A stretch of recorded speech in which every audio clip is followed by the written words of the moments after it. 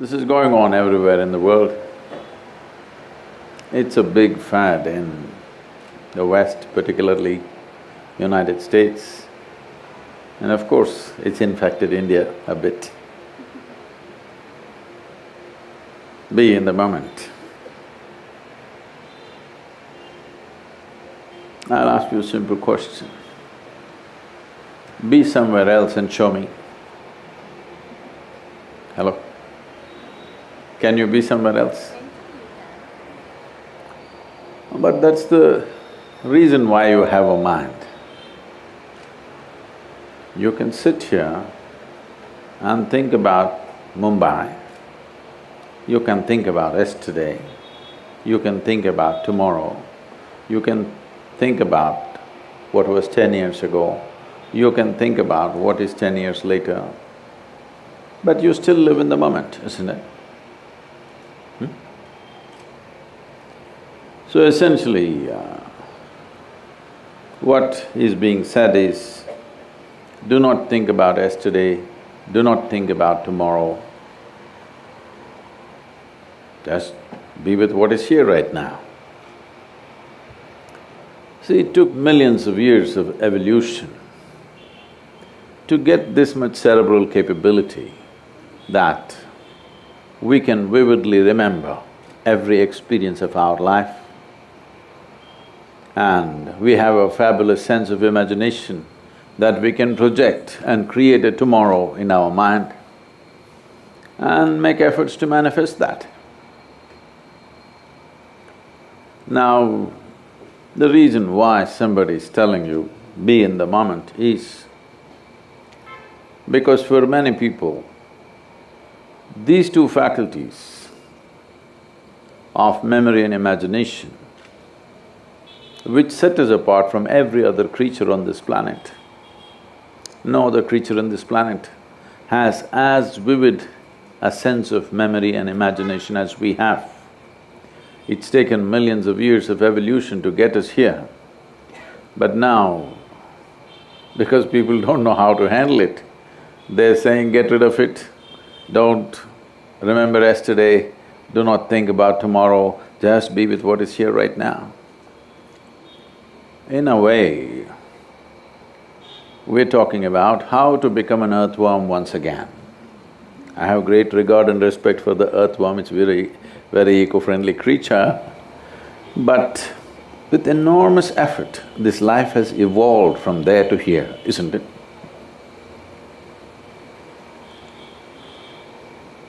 Is it important to learn how we can put this memory and imagination to the highest possible usage, or is it best to erase it so that you can simply be here with little peace, maybe peaceful? It's very easy to do this. If we take away half your brain, you will be very peaceful and always in the now. Yes? Is that what we are seeking is the question. This has happened because people have become capable of suffering something that happened 10 years ago. Yes? You can suffer something that happened 10 years ago, and you can suffer what may happen day after tomorrow already. So you are not suffering life, you're just suffering your memory and imagination because it's gone berserk, because you did not take charge of it. Or in other words, the greatest faculty of what makes us human has become the problem.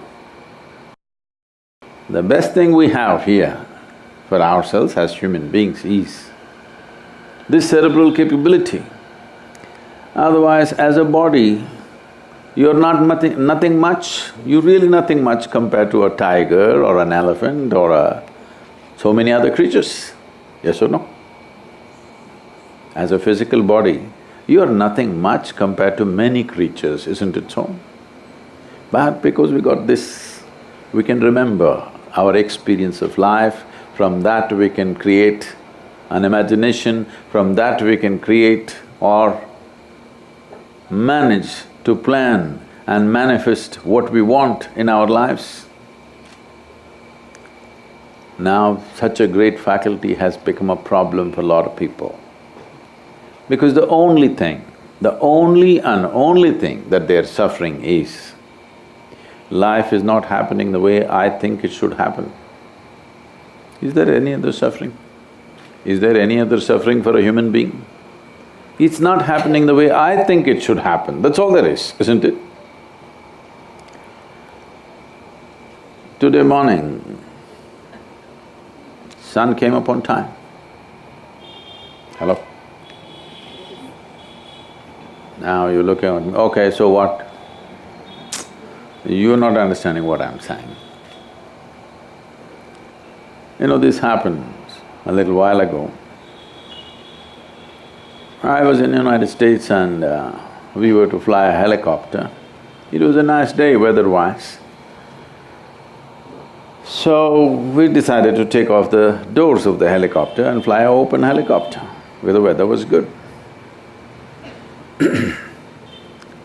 Every aviator knows that for every 1,000 meters that you rise, what is the temperature drop and what are the situations to expect, this is something that everybody knows. So based on that, we took off. But after some time we hit a cold front. A cloud cover came and it became very, very cold.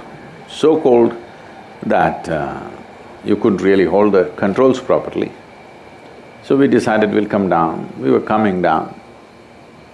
And just a casual discussion, okay, tomorrow if sun doesn't come up, what will happen? So we're making a guess, maybe in 6 months this will happen, in 3 months that will happen, these kind of wild guesses. After I came down, I did a bit of research and I found if the sun disappears right now, in 18 hours' time, almost everything that you know as life will be gone, except a few microbial life which is deep down in the earth. Except that, almost everything that you know as life, human, animal, plant life will be totally gone in 18 hours' time. So I just now gave you a very great news, but you just ignored and just stared at me. I said, sun came up on time. You… okay, what about it? I'm telling you again, sun came up on time, I want to hear appropriate noises. Wow. See? And planets are going around the sun perfectly well today. Wow. Planet is spinning on time. Everything in the universe is going perfectly well today. Entire cosmos, not a single accident. Wow, okay. But one nasty little thought is crawling in your head and it's a bad day. Yes? Just one silly thought is going on in your head and it's a bad day. Everything is perfect in the cosmos. So what this means is, your psychological reality has become larger than the existential reality. What's happening in your head has become bigger than the cosmos.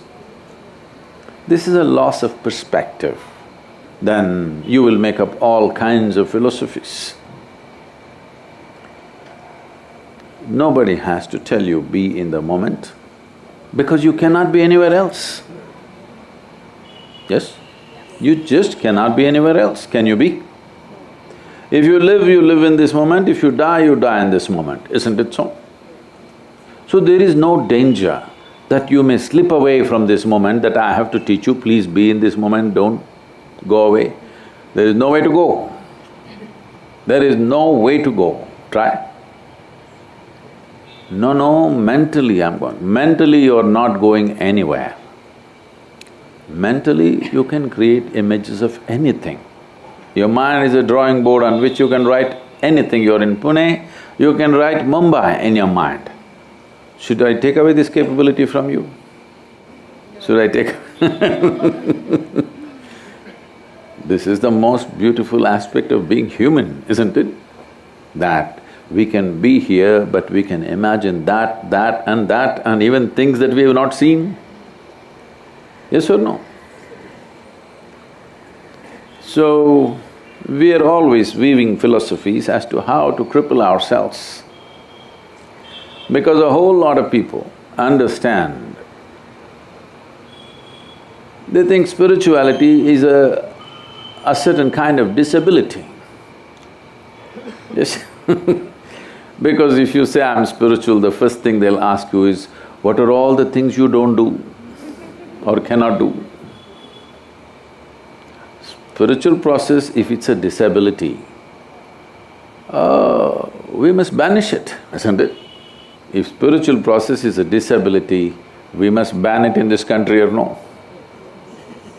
If it's an empowerment, then everybody must have it.